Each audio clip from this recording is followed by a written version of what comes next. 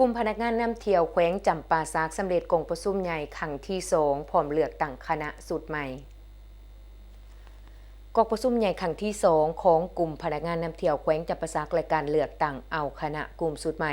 ไข้ขึ้นอย่างเป็นทางการในวันที่8กรกฎาคม2566ที่แผนกวัฒนธรรมและการท่องเที่ยวแขวงจำปาสักให้เกียรติเป็นประธานของทานนางเตลวันเกี่ยวพิลาวันว่าหน้าแผนกวัฒนธรรมและการท่องเที่ยวแขวงจำปาสักทานธรรมนูญศิริปุญโญประธานกลุ่มพนักงานนำเที่ยวแขวงจำปาสักทานสุรินทร์เพชรธานีห้องหัวหน้าแผนกวัฒนธรรมและการท่องเที่ยวแขวงคณะแผนกการที่เกี่ยวของและสมาชิกกลุ่มพนักงานนำเที่ยวเข้าร่วมในกองประชุมคณะกลุ่มพนักงานนำเที่ยวได้ผ่านบทสรุปการเคลื่อนไหวของกลุ่มพนักงานนำเที่ยวแขวงจำปาสักในระยะ5ปีผ่านมา2019 หา 2024และทิศทางแผนการ5ปีต่อหน้า2024 หา 2029กลุ่มพนักงานนำเที่ยวแขวงจำปาสักได้สร้างตั้งขึ้นในวันที่14สิงหาปี2018ซึ่งประกอบมีคณะประธาน3ฐานคณะบริหารงาน4ฐานยิ่ง2ฐานในปัจจุบันมีพนักงานนำเที่ยวเป็นสมาชิกของกลุ่ม54คน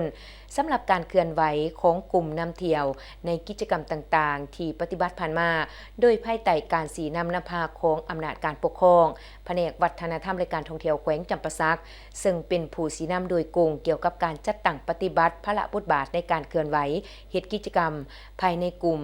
เมนใดมีการประชุมเพื่อวางแผนในนี้เมนใดจัดตั้งหัวหน้าหน่วยงานภาษาต่างประเทศคือหน่วยงานภาษาอังกฤษภาษาฝรั่งภาษาเยอรมันภาษาไทยและอีกหลายภาษา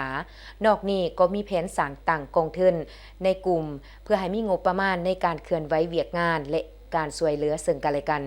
จากนั้นก็ได้ผ่านมาตรฐานเงื่อนไขประกาศรายชื่อของผู้ออกสมัครเลือกตั้งเข้าในคณะสูตรใหม่และดำเนินการปนบัตรลงคะแนนเสียงเพื่อคัดเลือกเอากลุ่มพนักงานนำเที่ยวของแขวงจำปาสักซึ่งมีผู้ลงสมัคร13ฐานเลือกเอา9ฐานผ่านการลงคะแนนเสียงสามารถเลือกได้คณะกลุ่ม